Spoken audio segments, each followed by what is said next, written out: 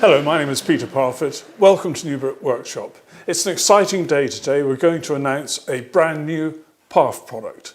I think everyone's used to using their track saw cutting station created with the Parf guide system, of course, or perhaps their MFT3. And one uses tall dogs and shorter dogs. The tall dogs are for the guide rail and the shorter dogs are to push your stock against. But actually it sometimes becomes a bit of a pain having to move these dogs around. For example, if I wanted to do a cut over on this side, then I might decide that I need to put a dog in there so that I can now do a cut here. And then sometimes perhaps I'm going to do a shorter cut like that. Well, either I've got to move that dog along, or I've got to get another dog to go in there. And so it goes on. Now, right at the very beginning, when I first envisaged the design of the Parf guide system, I had in mind some form of fence that would supplement the shorter dogs. Well, we've just created it.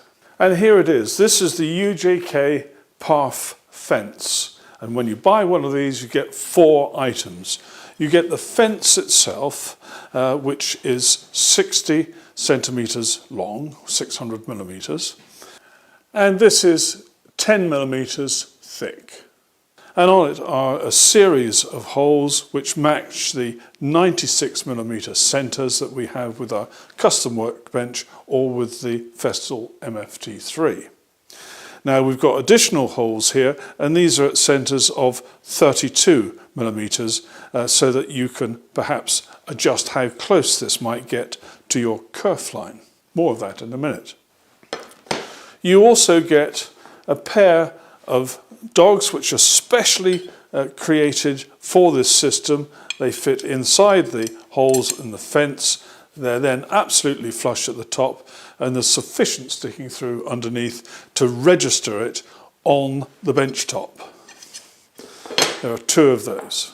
And then there is a stop which can be deployed wherever you wish if you're cutting something to a given length and you want to repeat that length. And that can be tightened up so it's held in place. In case you're not familiar with the way these Bristol handles work, they work on a ratcheting basis.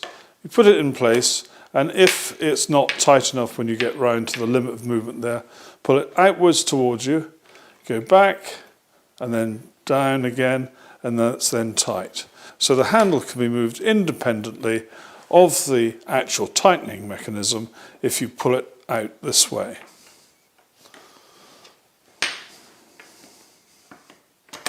Simple as that. Now, in use, this can be positioned in any way that suits you. It only requires these 2 dogs to fix it in place. And I'm going to have mine, there's my kerf line, and I'm going to have mine close to the kerf line, which would allow me to cut reasonably short pieces of material. There's 1 dog in there, and there's the other dog in there.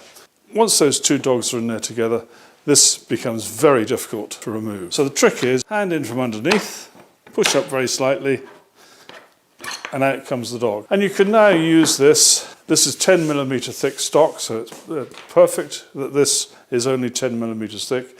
I can now use this as I wish for positioning my stock. Now, if I want to do repeat cuts of a given length, then I would measure, put a pencil line at the appropriate place, adjust this the first time so that that pencil line lines up with the cut line on my guide rail, put the stop in position, lock it, and that's now locked, and I can now make repeat cuts.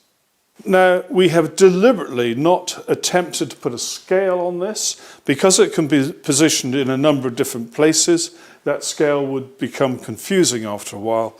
So the idea is that to do repeat cuts, you measure, pencil mark, and then position the stop accordingly once the first cut is set up. Now, I have here the final pre-production prototype, which Axminster sent to me several weeks ago so that I could really test this out thoroughly.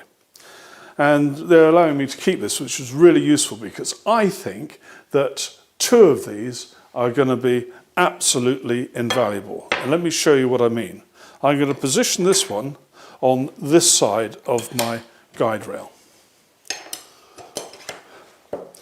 Now, my cutting station can be used for any stock at any time, and I don't need to mess around with the small dogs anymore. Wherever I need to do a cut, I can do this. I can put a stop on this side, a stop on that side, and so it is very flexible indeed. And I think from now on, when you look at my track saw cutting station, you will see it configured similar to this. Now, this particular track saw cutting station I made over a year ago, and it's been pretty well beaten up. You can see by all the saw cuts all over the place, glue stuck to it and everything else. And I think when I make my replacement, I'll probably make it just a dash longer at this left-hand end as you look at it from here, just so that the Parf fence is not overhanging. But this isn't the only use of the Parf fence. Now, with 2 of these Parf fences set at right angles, you can use them for all sorts of setup work, jig work, or whatever else. Now, they're pretty solid, and I've only got just the 2 dogs in, and there's no way that these are going to move at all. Now, these can be used in conjunction with the Parf Super Dog, the reason being that we have the chamfer there, the chamfer ring fitted here, and the Super Dog has a reasonable amount of depth to it. And so I can push this through, fix the Super Dog in place, use one of these ordinary anchor pieces like so, and I can now put my guide rail against here. So I have now effectively incorporated the Super Dog in with this arrangement. Well, I hope you like this new Parf product. Many thanks for watching. Take care. Bye-bye.